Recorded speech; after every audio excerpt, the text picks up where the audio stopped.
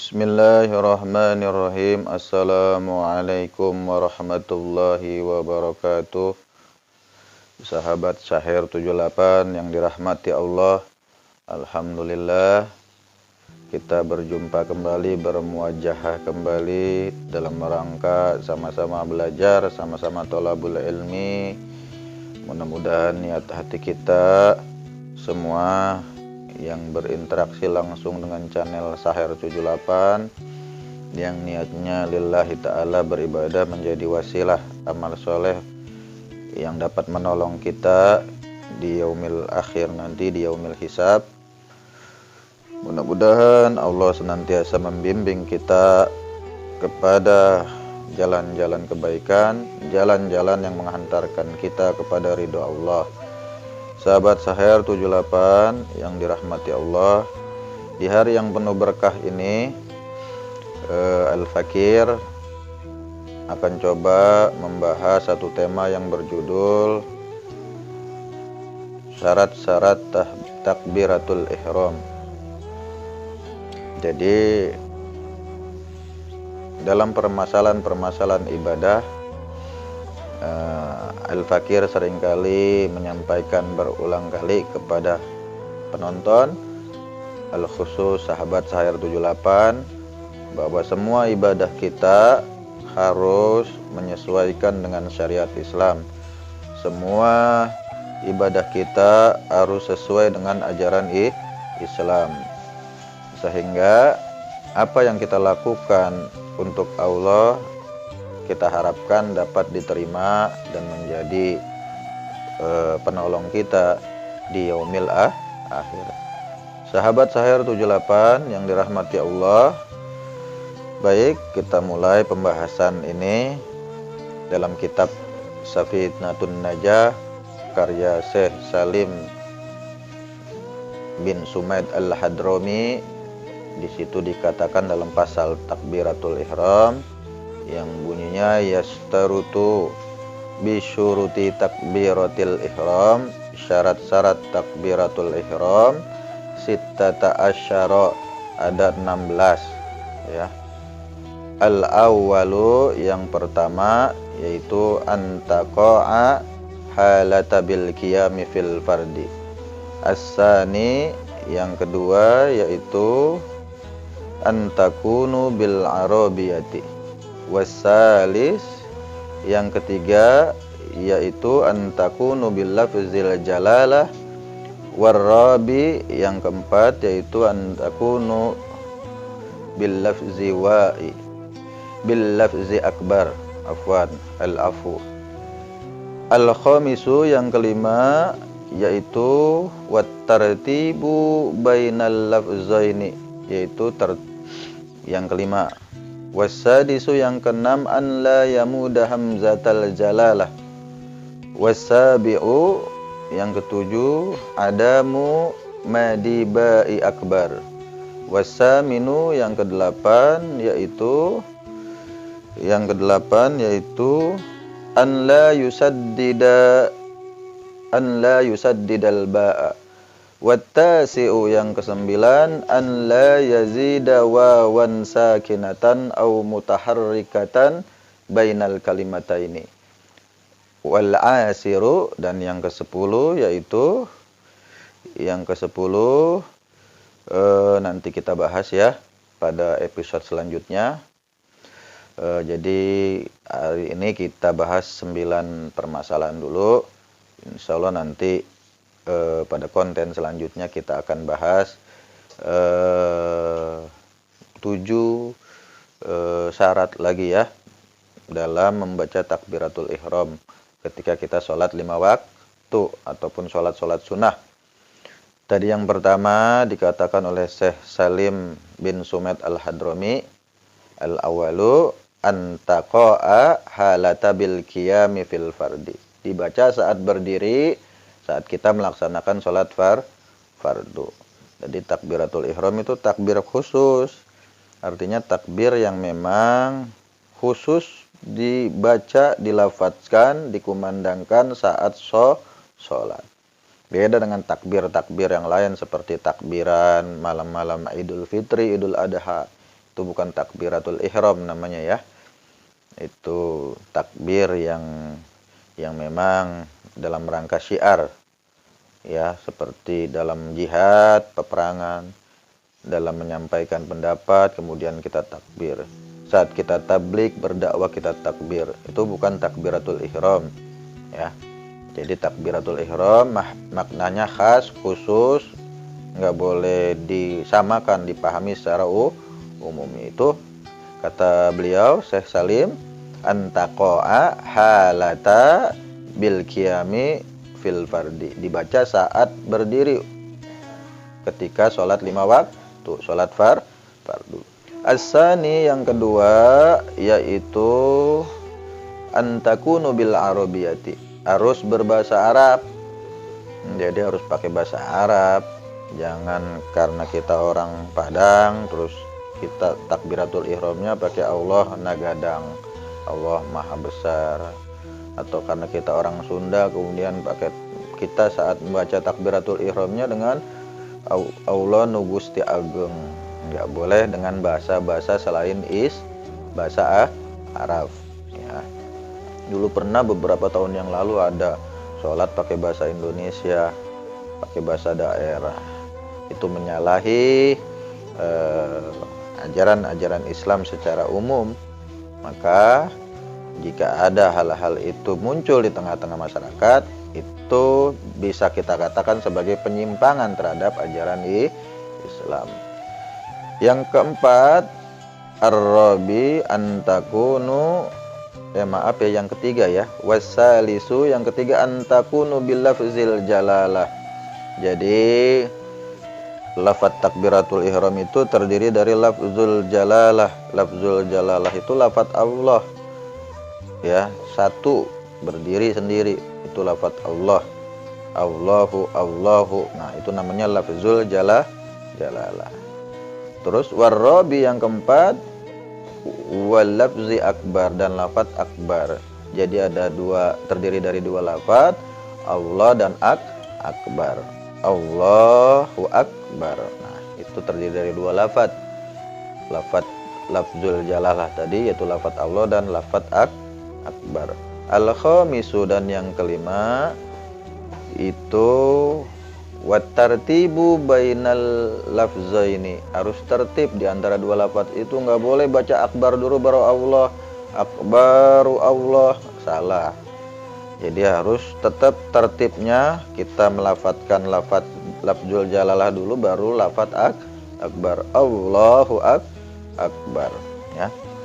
Kemudian yang keenam, wasadisu an la yamudda hamzatal jalalah, nggak boleh memanjangkan hamzah jalalah. Hamzah jalalah itu ada di lafaz Allah sama di lafaz akbar. Nggak boleh dibaca Allahu akbar ya, a-nya tetap pendek ya. Sekali lagi, nggak boleh dibaca Allahu akbar, itu salah. Tetap harus dibaca pendek, Allahu akbar ya. Terus yang ketujuh, wasabi'u adamu madi ba'i akbar ya. Juga nggak boleh memanjangkan huruf ba akbar ya. Di dalam huruf akbar itu ada, di dalam lafaz akbar itu ada 4 huruf. Ada huruf hamzah, ada huruf kaf, ada huruf ba, ada huruf ro. Nah, ba-nya itu nggak boleh dipanjangin. Allahu akbar, nggak boleh, tetap akbar, nggak boleh akbar. Nah, maksud Syekh Salim bin Sumaid al-Hadrami seperti itu. Kemudian yang kedelapan, an la yusaddidal ba, nggak boleh mentasdidkan huruf ba. Jadi nggak boleh dibaca akbar, tetap dibaca akbar. Yang kesembilan, wattasi'u, jadi yang kesembilan itu an la yazida wawan sakinatan, tidak boleh menambahkan huruf wawu mati ya, tidak boleh menambahkan wawu di antara dua lafaz tersebut, ya. Au mutaharrikatin bainal kalimataini, atau menambahkan waw, huruf waw, membaca waw di antara dua kalimat tersebut. Nggak boleh nambahin waw mati, jadi nggak boleh dibaca Allahu Akbar. Maksudnya itu waw mati jadi panjang hu-nya, itu nggak boleh. Kemudian atau ditambahkan dengan harokat Allahu Akbar, Allahu Akbar. Nah, itu nggak boleh. Jadi di antara lafzul jalalah dan lafaz akbar itu tidak ada huruf waw. Jadi Allahu Akbar, ya. Oke. Itulah 9 syarat takbiratul ihram. Jika kesembilannya itu kita tidak lakukan, maka akan mempengaruhi sah atau tidaknya sholat kita menurut Syekh Salim bin Sumer Al-Hadrami dalam kitabnya Safinatuna Najah, ya. Di situ sudah jelas. Untuk itu kita harus perhatikan bersama, ya. Itulah sedikit pembahasan tentang syarat-syarat kita dalam melafadzkan takbiratul ihram saat sholat 5 waktu atau sholat sunnah yang lain. Makanya penting nih diperhatikan, khususnya bagi para imam masjid, imam musola, imam sholat 5 waktu. Jangan sampai kemudian kita salah dalam menggunakan kaidah tajwidnya. Ya, Syekh Nawawi sendiri dalam syarahnya, jadi dalam kitab Safinatun Najah itu ada syarah, ya, disyarah oleh Syekh Nawawi, berkata wa yastarutu fauqa sab'a alfat. Jadi bacaan takbiratul ihram tidak boleh lebih dari 7 alif, ya, nggak boleh lebih dari 7 alif, jadi dibatasi. Jadi Syekh Nawawi dalam Kasifatus Saja itu mengatakan bahwa tidak boleh membaca takbiratul ihram lebih dari 7 alif, ya. Itulah sedikit pegangan kita agar kita nanti ketika mengamalkan sholat 5 waktu, khususnya dalam melafadzkan takbiratul ihram, sudah sesuai dengan kaidah-kaidah syariah, sesuai dengan syariat Islam. Kita kan semua berharap saat kita sholat ibadah kita diterima. Syarat untuk diterima ibadah kita harus sesuai dengan syariat Islam, sesuai dengan ajaran Islam, ya. Kemudian baik, selanjutnya mari kita tarik makna filosofi dari pembahasan ini. Jadi Allahu Akbar kita sudah paham, artinya adalah Allah itu maha besar. Maka tidak ada lagi satupun selain Allah, tidak boleh ada lagi selain Allah yang boleh sombong. Karena pakaian sombong itu adalah milik Allah. Allah wajib sombong, Allah pantas sombong. Lah kita kalau kagak punya apa-apa sombong, apa yang mau disombongin? Harta, jabatan, kecerdasan, ilmu, popularitas, ketenaran, semua itu milik Allah, bukan punya kita. Jadi lucu kalau ada orang sombong, kita nggak punya apa-apa di dunia ini, cuma punya apa? Nyawa sendiri, ruh kita itu milik Allah. Apa yang kita harus banggakan, apa yang harus kita bikin sombong, ngecilin orang, apalagi orang-orang penggede, boro-boro mau nemuin orang-orang kecil. Orang kecil mah dianggap remeh, ya. Begitu juga orang kecil kalau ngelihat orang kaya, waduh, romanya ngejilat banget gitu, caper, ya, cari perhatian gitu. Waduh, orang kaya dielulin, giliran orang miskin diajak ngomong benar, ngomongnya benar itu dicuekin, ya. Jadi makna Allahu Akbar itu harus bisa kita aplikasikan dalam kehidupan sehari-hari. Gak boleh kemudian kita sedikit pun dalam hati kita ada kesombongan, ya. Oke, tawadu, rendah hati. Sekalipun Allah memberikan kita karunia yang begitu besar di dunia berupa harta, pangkat, jabatan, semuanya itu jangan sampai membuat kita lupa diri sehingga kita sombong. Kalau kita jadi pemimpin negara, kita harus sayang sama rakyatnya. Ketika rakyatnya mengkritisi kebijakan tidak sependapat dengan negara, jangan main eksekusi aja, jangan main hantam aja, jangan main penjarain aja.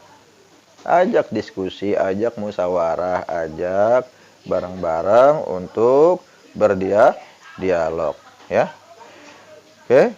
Satu ayat Al-Qur'an dalam surat Al-Luqman ayat 18 itu dikatakan, ya, wajibnya kita untuk tidak sombong, wajibnya kita untuk menghindari sifat sombong. Dalam Al-Qur'an surat Luqman ayat 18 Allah mengatakan, A'udzubillahi minasyaitonirrajim. Bismillahirrahmanirrahim. Wala tu'assir khaddaka linnasi wala tamsi fil ardi maraha innallaha la yuhibbu kulla mukhtalin fakhur. Jadi janganlah kalian memalingkan wajah kalian dari manusia karena sombong, dan janganlah kalian membusungkan dada kalian ketika berjalan di muka bumi dengan angkuh. Sesungguhnya Allah tidak menyukai orang-orang yang sombong dan membanggakan diri. Tuh jelas ayatnya. Ngapain sombong-sombong, ini baru punya mobil 3-4 aja, jalan udah petang-tang peteng-teng. Punya Allah, semuanya punya Allah, nggak ada di dunia ini yang kita miliki. Kalau Allah mau bikin bangkrut kekayaan seseorang, bangkrut. Kalau ingin Allah tegur seseorang akan sengsara, dia akan dihinakan oleh Allah. Maka dari itu jangan lagi punya sifat sombong. Ya, itulah makna filosofis dari lafzul jalalah dan lafaz akbar, lafaz takbiratul ihram. Kalau kita sudah bisa memahami itu, memaknai itu dalam sholat, insya Allah saat selesai sholat kita sayang sama orang kecil, walaupun kita sudah punya pangkat, kita punya kekayaan harta yang luar biasa, kita bimbing orang-orang gak punya. Tuh orang-orang kaya, nikahin janda-janda miskin, jangan yang kaya lagi dinikahin. Itu yang miskin-miskin, kasihan, mereka butuh pertolongan, butuh biaya hidup buat anak-anaknya sekolah. Ini kagak, udah kaya nikahnya sama janda kaya juga. Yang miskin akhirnya nggak bisa tertolong. Ya, itulah sedikit pembahasan dari saya, Al-Fakir. Mudah-mudahan bisa diterima semua. Ya, sebelum ditutup,